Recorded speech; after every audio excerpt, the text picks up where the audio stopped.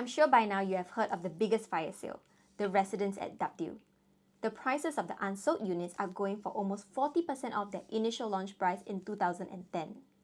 On April 15, 58 units were released for sale with prices starting from 1,648 PSF. And if you were to look at the original prices that the first owner bought it at, it was priced from 2,500 PSF to 3,000 PSF. So right now you are actually getting the unit at almost a 40% discount. Definitely, this is the fire sale that bargain hunters are looking out for. But here's the burning question. Is this really a value buy? Let's find out.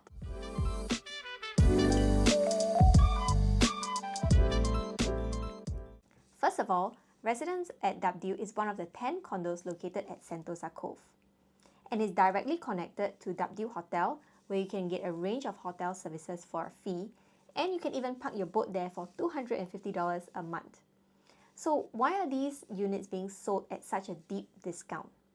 The Residence at W has a total of 228 units, and according to the caveats lodged, there were only 25 transactions since it was built to date. This means that ever since it was launched, the developers have been holding on to 203 units. So what have they been doing with the 203 units on hand? Well, most likely they were renting the units out. So I was curious to see how much could you get for the monthly rent there. Based on the latest transactions, a 3-bedder would get you about $9,300 per month. And after you subtract the maintenance fee, property tax, agent's fee, they will only get about $5,000 plus per month for that unit.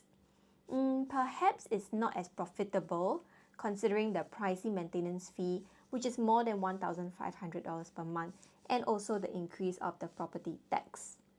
Do remember that this is also a 99-year leasehold product, which currently only has a balance lease of 81 years since 2006. Just recently, CDL developers sold 65 of its units for the initial first release. This means that they still have 138 units to go after their initial release. So what would be the future pricing of these remaining units?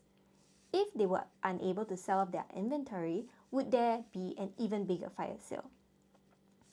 Remember, there are 9 other condos in the vicinities for buyers to choose from. Actually, I would be wary if the developers are not releasing all the units, because when the regulations start to change, the developer has the lion's share and can influence the market more than you as a single owner holding on to one unit. For example, the increase in ABSD, the crackdown of money laundering in Sentosa Cove. And from what we saw, actually 94% of the owners who bought the units were Singaporeans or PR. So is Sentosa really an ideal place for locals? It's somewhere we go for a beach vacation, wedding, or to take time off to escape the realities of life. But when it really comes down to real life, like taking kids to school or commuting to work where your speed limit is 40 to 50 km in the island, it can become a logistical nightmare. And let's not forget the extra charges and restrictions that come with living there. For example, even Foodpanda you see is experimenting with delivering food through drones. And from the extra surcharge like Grab deliveries and visitors fees, it can quickly add up. It's a renowned location, but building our lifestyles here as locals can be difficult. Also, it's important to take a look at the nearby transactions like Reflections at Keppel Bay, so we can gauge the demand. So from 2011, since its TOP, owners have been trying to find the right time to exit this place because the demands for these properties are just not there. The potential for savings is really tempting because you're entering at such a slash price. And the entry at this given PSF is not very difficult to enter. But the real question you should ask is when and how do you exit?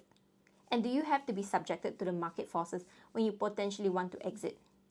However, if you are buying this place to stay because you really like the lifestyle and you enjoy it, then maybe this video may not apply to you. You can purchase this at a discounted price and hold it for a very long time. Well, not too long, 81 years before your lease runs out. If you found this video helpful, don't forget to like, subscribe. Until then, see you at the next video.